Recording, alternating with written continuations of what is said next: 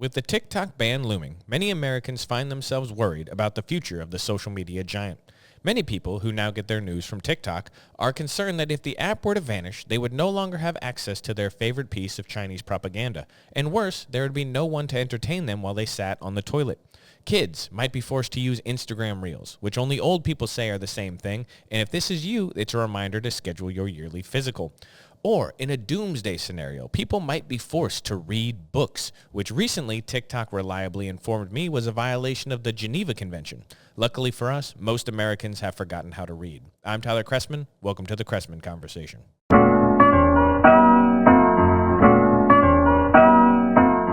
Okay, hello everybody. I hope everyone has been feeling good in my absence. It's been 2 weeks since our last episode. It's the first time we've missed a Friday recording day in over a year. I'm not 100% sure how long it's been, but I've been very consistent every Friday for at least the past year. I know I hit every Friday in 2024. So it was a shame to start off the first month of this year having to miss an episode, but I was pretty darn sick. I think about this is day 13 or 14 of me being sick. I actually wound up going to the doctor, which if you know me, has to be pretty severe for that. And it just wound up being bronchitis. So luckily, I thought I had pneumonia at a certain point there. I had a bad cough. I was hacking up nasty stuff. It was not cool. And luckily, it wound up just being bronchitis. So I've been on medicine and feeling much better. Hopefully today's episode goes well. The cough is mostly gone for the most part. So we'll see how it goes. Thank you to everyone, by the way, who reached out, asked me how I was doing, left comments. I appreciate all that. Everyone's very nice. You all are great. So thank you for that. This week, it's unfortunate that it was last week that I missed because, man, I had some good stuff. There's a nice episode lined up. I actually had written a pretty good intro and had some notes. There was some funny stuff. For example, we didn't get to talk about Kamala having to certify her own election loss. That would have been hilarious as a topic to cover, but alas, the news moves on. So this week, we have lots of topics to talk about. It's going to be a bit of a scattershot because there's a lot to get to. I haven't had a chance in the last 2 weeks to talk about. Got some potential ceasefire deal in Gaza, the wildfires in California, the TikTok ban, and briefly we're going to mention Pete Hegseth. And first, let's talk about the ceasefire deal. So I'm sure a lot of you have read about the potential ceasefire deal between Israel and Hamas and all that's going on in Gaza, blah, blah, blah, all that stuff. I'm sure you've read about it, and we're going to get into it just a little bit because some of the details are still a little obscure, still a little blurry. We don't know what's going to happen, so we can't report on it as fact. But I think it is safe to say, because people in the Biden administration have said it, Israel has said it. I don't know if Hamas has said it, but who cares what they have to say. But Donald Trump has been crucial for getting a deal on the table.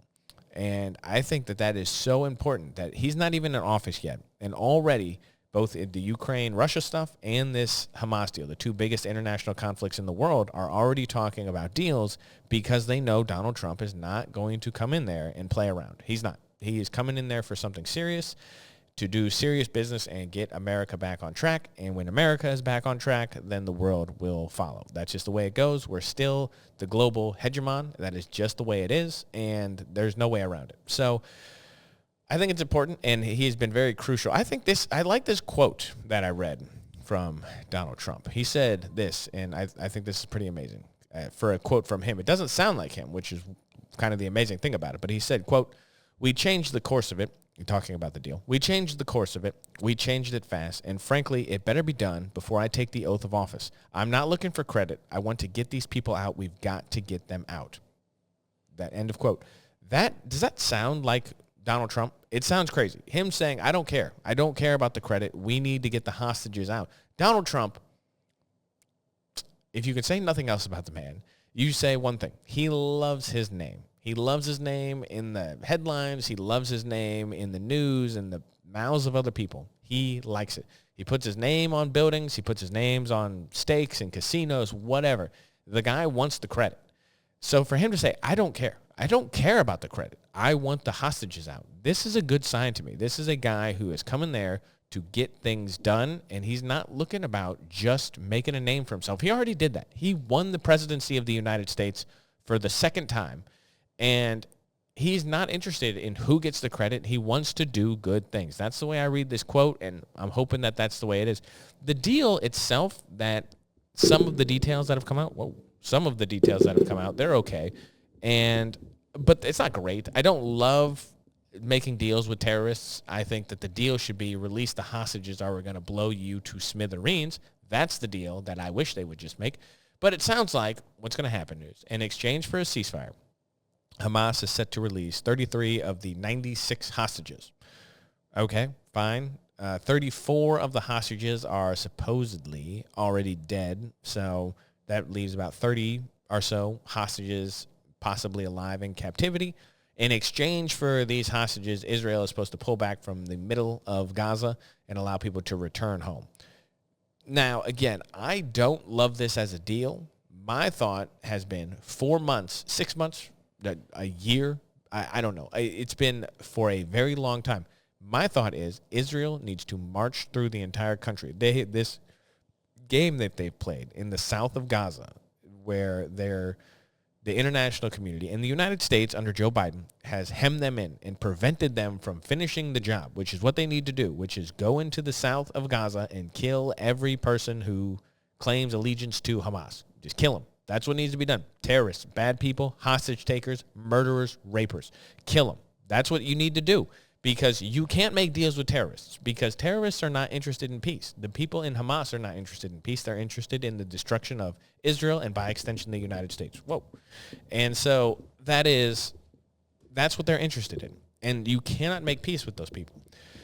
So this deal, it's not for Israel. To get the hostages back is a good thing, but to get the hostages back does not keep Israel safe. It does not keep America's interests safe. What it does is it keeps Hamas safe. And so making deals with them is not something that I am for, but I understand why Donald Trump wants to do it. Donald Trump wants to get in there and do things. He wants to stop the conflict. He says the conflict's, it's not good for the world. Okay, fine. I get it. He wants to be the guy who can close it down and say, Joe Biden couldn't finish this. I finished it in one day. And I understand that inclination. I'm not going to argue with him about it. It's not what I want to see from this. And we'll see, because Hamas, they're not going to do what you want them to do. They are jihadists. They're terrorists. They are bad, immoral people. And I think that when you kill innocent Jewish people, when you rape women, when you keep people in captivity and you starve them and you torture them, which they have absolutely done, you're not the good guys. And I don't think you make deals with the bad guys. That's not what I'm for. I'm for shooting the bad guys. That's what I want. And so we'll see.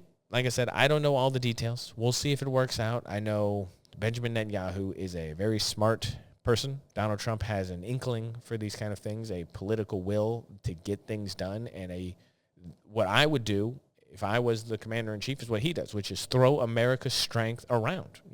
Be the boss. Like, as I said 5 minutes ago, we are the global hegemon. We run the world. Throw that weight around. We have the most powerful military force that's ever existed in the history of warfare. Throw the weight around. We're the boss. We call the shots. What we say goes. And so that is important to remember.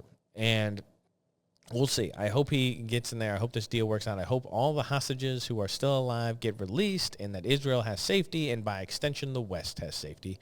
We'll see. I'm not sure. I don't know how this is going to turn out, but I'm interested to see if this ceasefire actually goes forward. Donald Trump has said it better be signed by the time he's in office, and if he doesn't, all hell's going to break loose, and I think he means it. So I don't know. We will see what that entails, and if it goes forward, as I said, I think it will. Some version of this will probably go forward. Israel has to vote on it. I'm not 100% sure. So forgive my pronunciation here, the Knesset is basically the Israeli legislature. They have to vote on the deal, I think, but it sounds like it probably will go through. I'm not 100% sure. I don't have a good inkling of the inner workings of Israeli politics.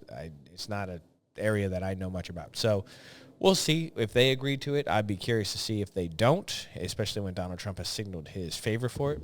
Moving on. Let's talk about these wildfires out in California. I'm sure a lot of you have seen some of the terrible footage coming out of California of these crazy fires out there. And it is horrific, and we hope everyone stays safe and that the people can get what they need. But let's talk about why these fires are happening. Oh. What you'll hear is, sorry, my throat is bothering me. What you'll hear is that these fires are caused by climate change. You've heard people say it up and down that, oh my gosh, you saw, I think it was on either CSN or MSNBC, one of the people was saying that the search results for wildfires was up 90-something%, but the search result for climate change was actually down.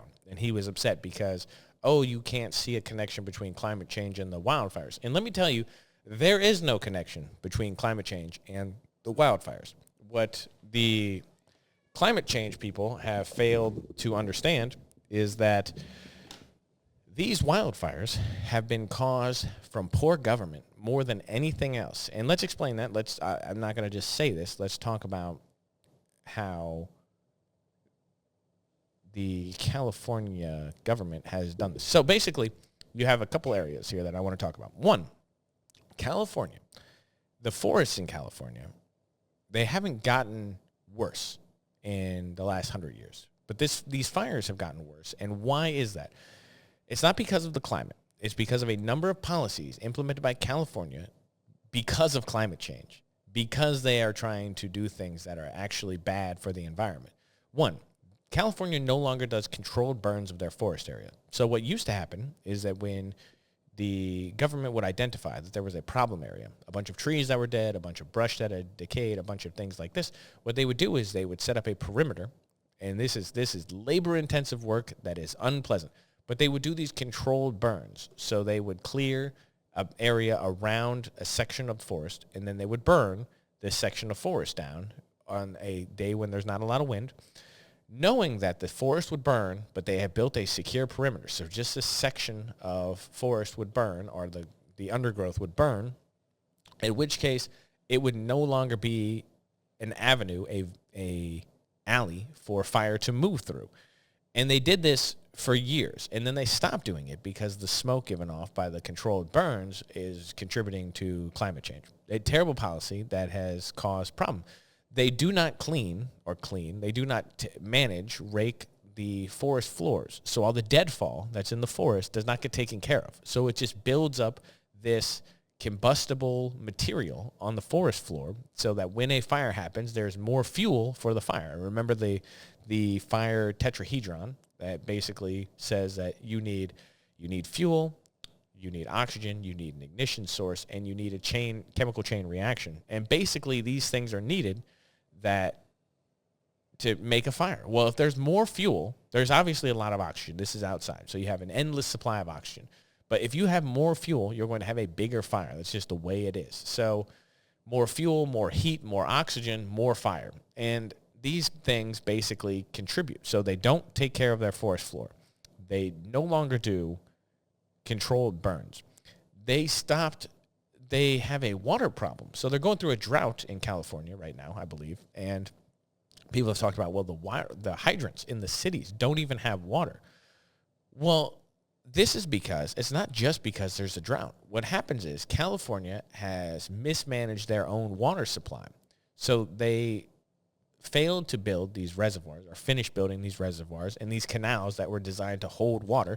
And because they failed to build them for the past decade, or I think longer than that, but at least the past decade, the water that they catch, all the rainfall that they catch, 95% of all the water that they catch gets pumped back into the ocean because they no longer have a place to store it. So they pump all of their water into the ocean instead of holding it in reserve for when there's a fire problem, for example, right now. So no controlled burns. Don't manage the forest floor. They dump all of their water into the ocean. 95% of all the water that California collects gets dumped into the ocean. They do not hold it for emergencies such as this. And then on top of this, they cut the budget for the fire department in Los Angeles. They cut it by millions of dollars. And it turns out that only 5% of the actual budget for the fire department goes into fire prevention. So most of it gets into the pension and the firefighter salaries, which you'll never hear me arguing against paying first responders what they deserve. But if you don't have a budget that matches what your fire department needs, then you're doing a disservice to your entire community, as they are learning right now. Apparently for the past 5 years, the fire chief has been saying, we don't have enough firefighters. We have actually half of the staffing that we should have for a fire department of this size for a city this big.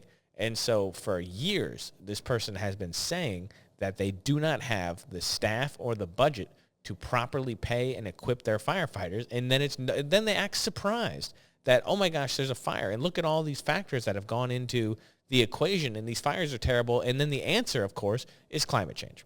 Oh, it's because climate change. No, it's not. Listen to all the things I just said. Which of those is influenced by climate change? There's not more deadfall. There's not less water because of climate change. There's less water because you're pumping it into the ocean. There's more fuel on the forest floor because you no longer manage your forests with controlled burns and by raking the undergrowth. It has nothing to do with climate change. And yet you'll hear people say the easy solution, which is that, it's climate change. Oh, this is all the proof we need. Check mark, Green New Deal. And you say, no, it's not the way it works. It doesn't work that way. And these fires are terrible. They're a tragedy. But they come from poor government. They do not come from climate change. They're not man-made. This is not a man-made problem. Excuse me, in a sense, you could say it's a man-made problem only because what has happened is because of zoning restrictions and because of building problems and red tape in California, you actually have people who are building more into wooded areas. So because they're building more into these areas prone to burn, they actually build into the path of the fire, which is why there's more damage now than there has been in the past. But that's the only part of this that's man-made, is that people are building into fire lanes instead of into cities. But that's more of an over-regulation problem, and that's actually very difficult to fix. And you can find, this is not new stuff. I've been talking about this for years, and there's also another person who's been talking about this.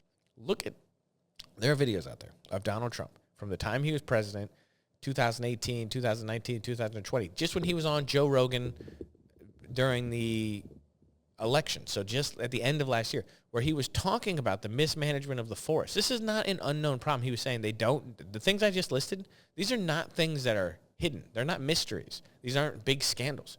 These are actual policies implemented by Gavin Newsom and the Democrats who control California, and they're bad policies, and they're Democratic policies. They're not good for the people who live in that city. And I don't think that these are going to be things that turn people from Democrat to Republican, but they should be an eye-opener that government does not have good answers most of the time. They just don't. And this is a great example of that, and people should learn from it because it's difficult to manage large-scale operations. Some people are better at it. Some people are worse. Gavin Newsom has proven himself to be an abysmal failure, a smart, slick, cunning, abysmal failure. Because he's eloquent and he speaks well, he's quick on his feet, and he's a good liar. And to be a good liar can make you a great politician. He's a great politician. But he is really bad at the job of being a governor.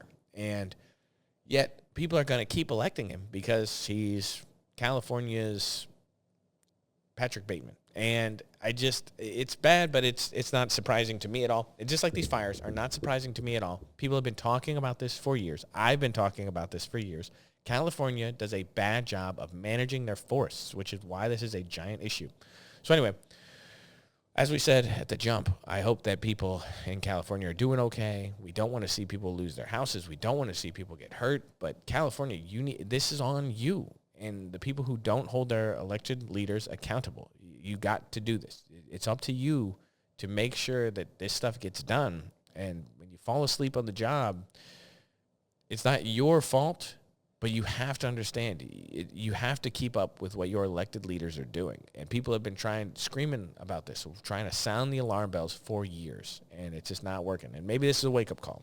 It's not the one that we wish for, but maybe this is a wake-up call. Anyway, now let's talk, what time is it? Now let's talk TikTok.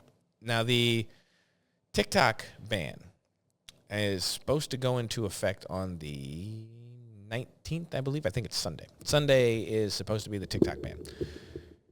It's good. I'm glad it's banned. I cannot make this any more clear. We've talked about TikTok a number of times on here. I'm not going to go into all my reasons. I do not believe that a Chinese corporation has the right to freedom of expression in the United States. It is not protected by the First Amendment. And you know me. You know me if you watch the show. I am a free speech absolutist. I think everyone has the right to talk with very, very, very limited exceptions to that rule. You can't slander. You can't libel. You can't threaten people. Other than that, off the top of my head, I can't think of anything else. But those three things are obvious really quick. But you have the right to say things I disagree with. You have the right to be bad. You have the right to like China and promote China. Foreign governments, foreign actors do not have protections the way that American citizens do. This document, the protection, the Constitution, is designed to protect the American people from the predations of our government. It is not designed to protect other governments so that they can manipulate the American people. That is what TikTok does. It is Chinese propaganda, and there is no free speech that says you get to undermine the U.S. democracy. So I'm all for the ban. I think it's a good thing. I think TikTok makes people stupid. I think that it's giving you TikTok brain. It's shortening attention spans. It's making you dumb. And 170 million people use it, and I don't care if on Sunday they wake up and it's gone from their phone. So is it going to happen? I don't know. Is it really going to go through? Joe Biden has said he's not extending it. Donald Trump has said he's considering extending the ban for 60 or 90 days. Why he would do this, I don't know. I know that the CEO of TikTok, of ByteDance, is now attending Donald Trump's inauguration, gets to sit as an honored guest. I don't know what this is about. I don't understand the play. I think TikTok is an insidious app that should be banned, or at least if they can show that they've divested from a Chinese company, I guess that's fine. But I do not think that the Chinese government, which when we say Chinese company, what we mean is Chinese government, because the Chinese government has access to all companies that are located in China. And so when they say that it's a Chinese company, it's not. It's the Chinese government. And I don't think that they have the right to this. So if they want to divest and sell it to an American company or some other foreign entity, that's maybe fine, but I don't understand the move by Donald Trump. This is not the time for Republicans to go soft on this issue. It's just not. You don't back down from a fight. This is a time to fight. And so you got to, excuse me, you have to stay firm in your conviction, and hopefully that the Republicans see it through, as they should, because this is a one that Americans might not like, but take your medicine. It's good for you. So we'll see where it goes. I'm interested in what people have to say about this one, because this is obviously a controversial one. And I get other sides of the argument. I get free speech arguments, and I'm here to hear all of them. But I don't see how you can argue that a Chinese corporation has the right to free speech. And what you say is, oh, well, people on the app who are Americans are losing their right to free expression. No, you're not. Because you can go to Instagram, you can go to Facebook, you can go outside, you can write a letter to the newspaper, you can go on television, you can go on the internet in any forum like this and say your opinion. You're not losing the right to free speech by saying this one platform is doing bad things to Americans, and that's not where you should be speaking about the issue. Now, if the government came down and said the same thing about an American company, if the government came in and said, well, actually the internet in general, if the government did, there are a number of things that would be an obvious overreach. But there are 1,000 alternatives to this company. And I do not see how the argument about an infringement on free speech holds true in this narrow case. Again, I'm sympathetic to it. I understand where people are coming from. I just disagree with it. But still, everyone's entitled to their opinion. So if I'm wrong, please tell me I'm wrong. And I would love to hear it. Anyway, as you can tell, I know you heard me coughing a little bit. I'd probably have to cut out a couple segments of this so it doesn't sound so bad on the audio, but I'm not feeling super great. So I'm keeping it short today is what I'm saying, because I'm still, hopefully by next week, I'm 100%. But anyway, I want to talk about one more thing real quick. Like I said, we're just briefly touching on some things today. But let's talk about Donald Trump's nominations, okay? This is important. Here's my opinion on nominations, and I mean this on both sides. if you're a Democrat, if you're a Republican, the person comes in and they want to nominate Joe Smith for some position. And I don't like Joe Smith because I don't like him because I don't agree with his politics. I don't agree with his policies. Well, I should vote for him. I should vote to confirm him. And the reason is because I didn't win. If you lose the election, you don't get to then just hold up nominations because you don't like people. I won't like anyone that you nominate because I don't agree with their policies. So I think that most people should confirm most of the people who are nominated. I do not think this should be a big contentious thing. And I just don't agree with that as a political matter. So I hope that the Republicans, at least, in the House and in the Senate, get their shit together and vote to confirm Donald Trump's nominations. I want to show this.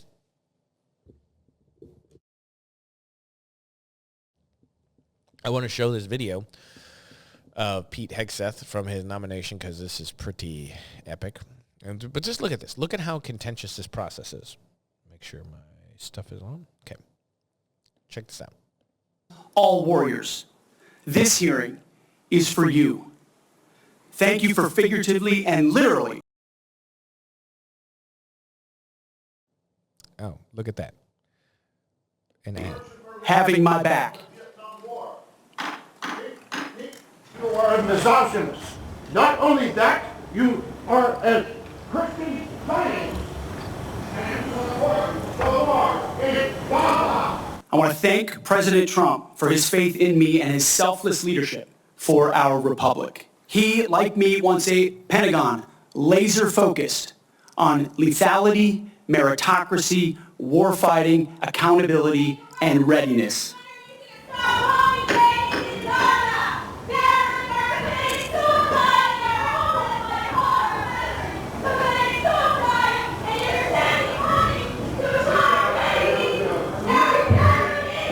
We will reestablish trust in our military, addressing the recruiting crisis, retention crisis, and readiness crisis in our ranks. Members of the security force will remove members. We can no longer count on reputational.